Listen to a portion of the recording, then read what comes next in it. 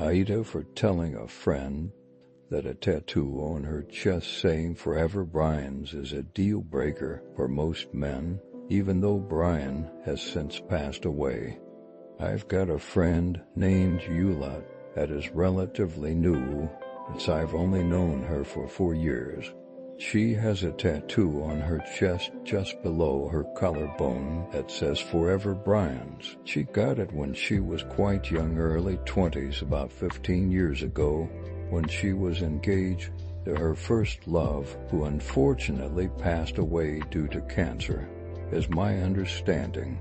I don't know the history beyond that. It happened quite quickly, and she got the tattoo after he passed away. I've been watching her date for years now, and the tattoo has consistently been a sticking point for the 3 to 4 or so guys that I've seen her with. Each one has said it differently, but they've all said that they'd like her to get it removed, or that it makes them uncomfortable enough to leave the relationship when it got serious. Last night Eula and my wife were having a girls' night together, and I was downstairs enjoying some Baldur's Gate 3 when they both came down and asked for a guy's opinion and harassed me until I put the controller down. I warned them repeatedly that if they asked me for a guy's opinion, that I would provide one, that it might be hurtful.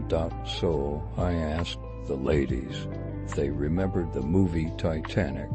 They both agreed. I asked them if they remembered what the core theme of the movie was. They both answered that it was a love story between Jack and Rose. So I told Eula, you know who it wasn't a love story for? Rose's husband. Rose's husband married her, had children with her, stayed married to her for roughly 60 years and grew old together, overcame adversity, and successfully had a long life together. But Rose didn't think of her husband or those memories together when she died 60 years later. She thought of Jack. All of that living that Rose and her husband did together meant little, because in the end, when she passed over, she went to her first love, Jack. I looked at Eula and said that tattoo is written confirmation that they're not your forever person, which is fine when you're casually dating, but what you're indirectly asking for when things start to get serious is if they're willing to sign up to be your Rose's husband. I agreed that Brian had passed away over a decade ago. I agreed it wasn't fair. I agreed that they were stupidly competing with a dead person. I agreed that removing it won't change how she felt about Brian.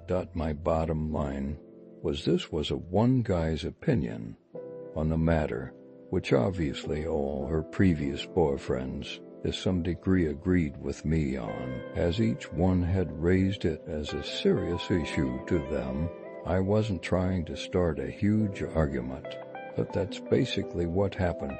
So I tried a different approach and told her, look, not trying to start shit, but everyone wants to find their forever person. What you're doing is basically telling these guys you've already found yours, and that's not changing, so they keep it casual for as long as they can. When you try to get serious, they leave to protect themselves, because no one wants to be a placeholder, and it doesn't help how aggressively you defend it. Shortly after she passed out on the couch, much to my relief. In hindsight, this should have been a conversation to have while sober. So, was I too harsh? Was I an asshole? Even the next morning, she was slowly crying and committing to removing it, which I told her to talk it out with more than just friends, and maybe seek out a professional opinion before removing it. But I sure felt like a royal asshole. It really felt like there was no winning here, just a lot of hurt feelings and distant tragedy.